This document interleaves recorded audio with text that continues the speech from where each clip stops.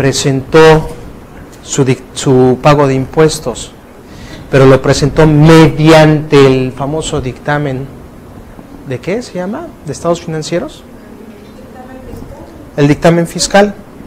Entonces hace el pago, presenta su declaración mediante el dictamen fiscal y dice, efectivamente, aquí hay fraude fiscal. Y aparte, utilizó documentos falsos. Entonces la defensa fue encaminada precisamente a eso. Oye, pero aquí hay un error de tipo.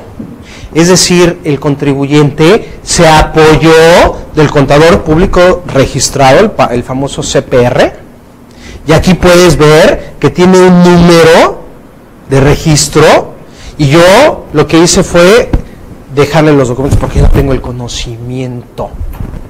Entonces no tenía el conocimiento, tal vez tenía la intención, pero ese no es dolo.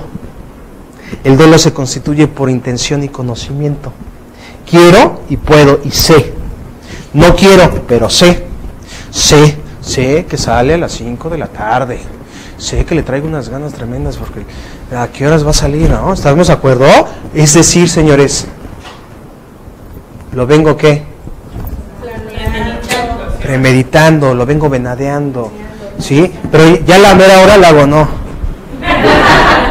¿Estamos de acuerdo? Tengo el conocimiento, pero la intención, me falta la intención. ¿Estamos de acuerdo? Me falta la motivación para decirle, ¡oye! ¡Pum! Y échate a correr. ¿Estás de acuerdo? Entonces es ahí el error de tipo. Hay un error. Me dejé llevar por el error. No hubo intención ni conocimiento. Ese es el dolo. ¿Queda claro el punto o se los dicto? A ver, dolo se constituye de dos elementos. ¿Sí? Intención y conocimiento. ¿Sí? Para que se dé el error de tipo,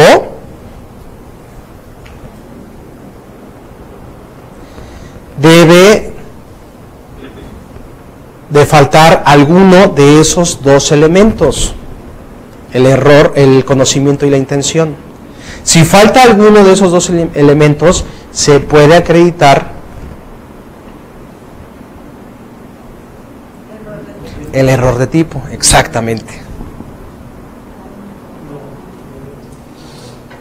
Pero tiene que haber más argumentos ahí, licenciado, de contador. Sí, hay más argumentos, hay un desarrollo. Pero ya nada más, oye, es que yo no tenía el conocimiento y todo ese rollo, es un poquito difícil, ¿eh? No, obviamente hay toda una argumentación, sí, pruebas, pero van tendientes en ese sentido. ¿Quién es el abogado?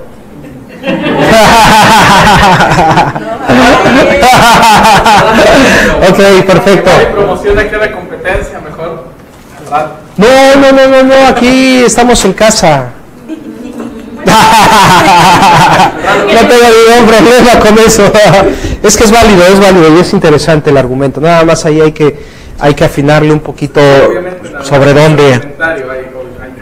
Y muy interesante y desarrollar ese criterio. Por ejemplo, Cuernavaca ya compró ese criterio. Veracruz no. Aquí no nos ha funcionado el error de tipo. Nada, vete de aquí con eso.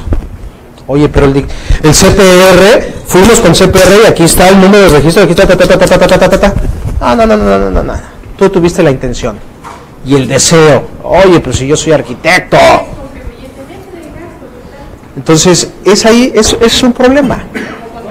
Y es el problema que comentamos precisamente aquí. Hay criterios que chocan. ¿Estamos de acuerdo?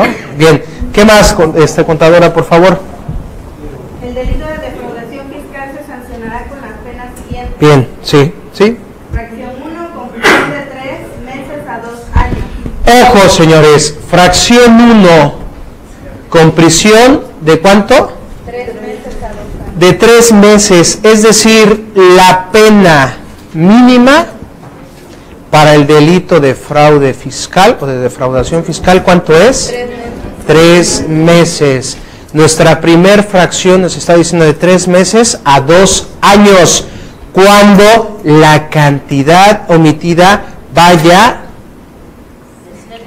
¿De cuánto? De 1.221.950, que no exceda. Que no exceda de 1.200.000. Imagínense, yo entré a la Secretaría de Hacienda cuando esto era 750,000 pesos. Cuando no excediera de 750,000 pesos. Entonces estamos hablando de casi 8 años aproximadamente que se ha estado aumentando esto.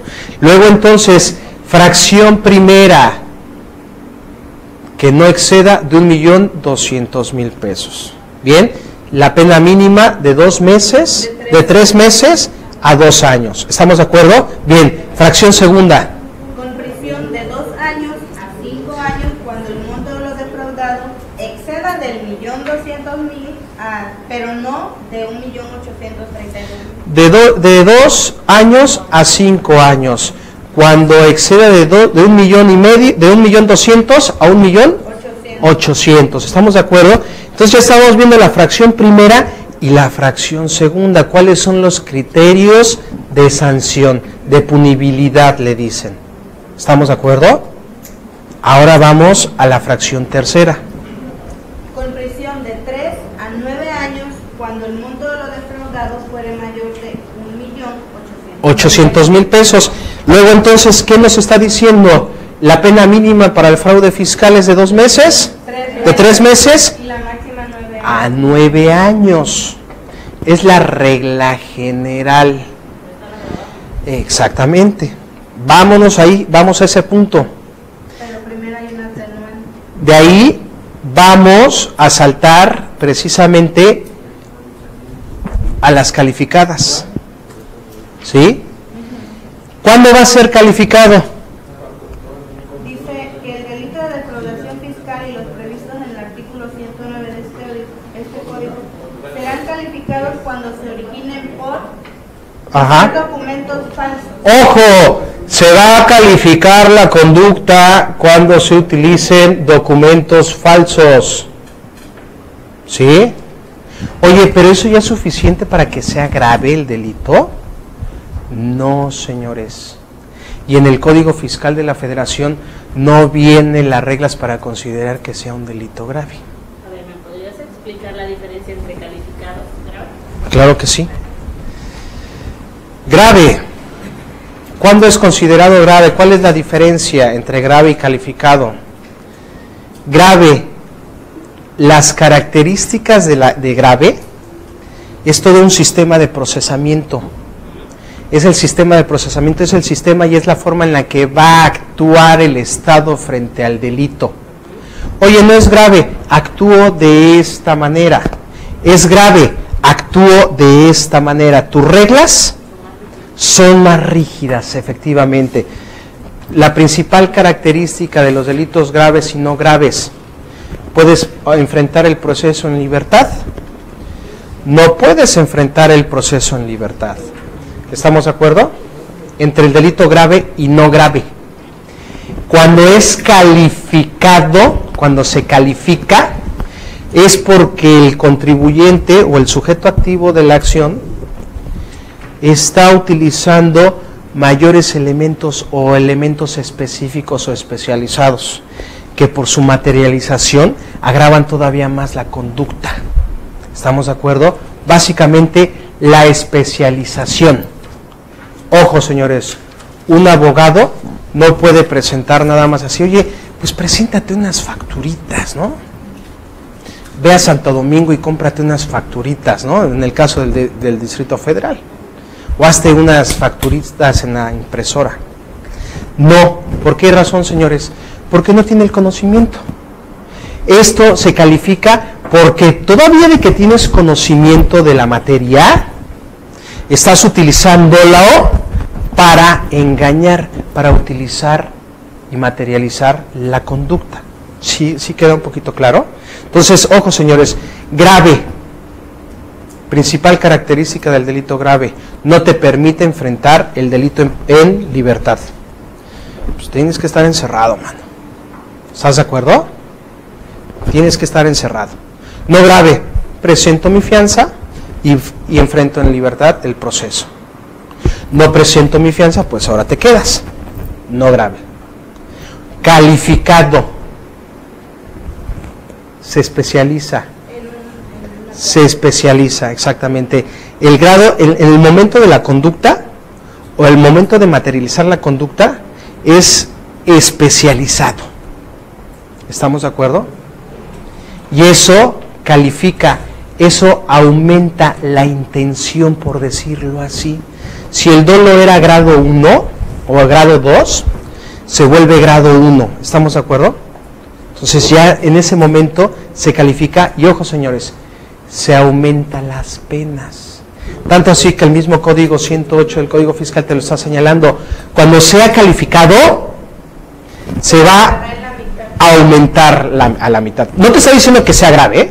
Cuando sea calificado va a ser grave. No es cierto. Cuando sea calificado se va a aumentar.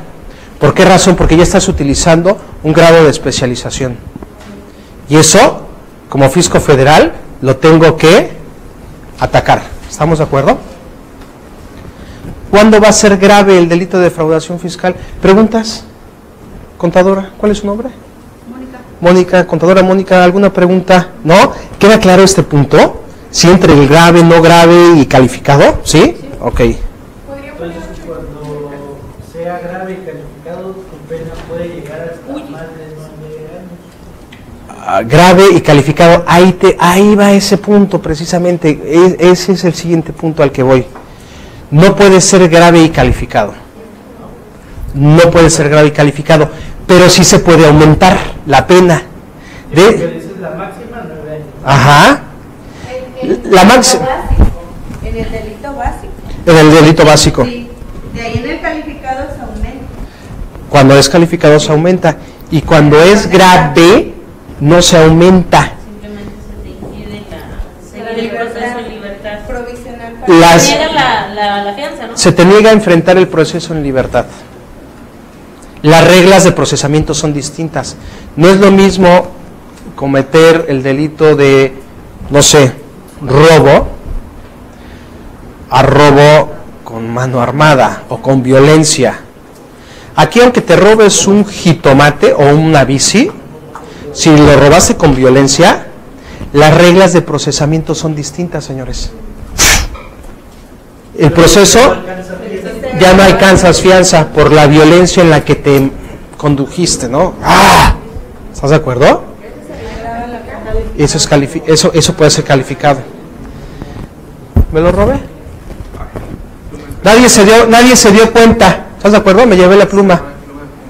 A que la pluma, ¿me das la pluma?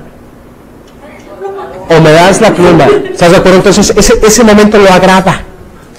También no cualquier persona puede tomar un arma. Se requiere de un grado de especialización para tomar un arma, para cargarla, para cortarla. ¿Estamos de acuerdo? Hasta para dispararla. ¿Sí? Porque si no sabes disparar, te pegas el tiro. ¿Estamos de acuerdo? Entonces lo que está sancionando la materia penal es ese grado.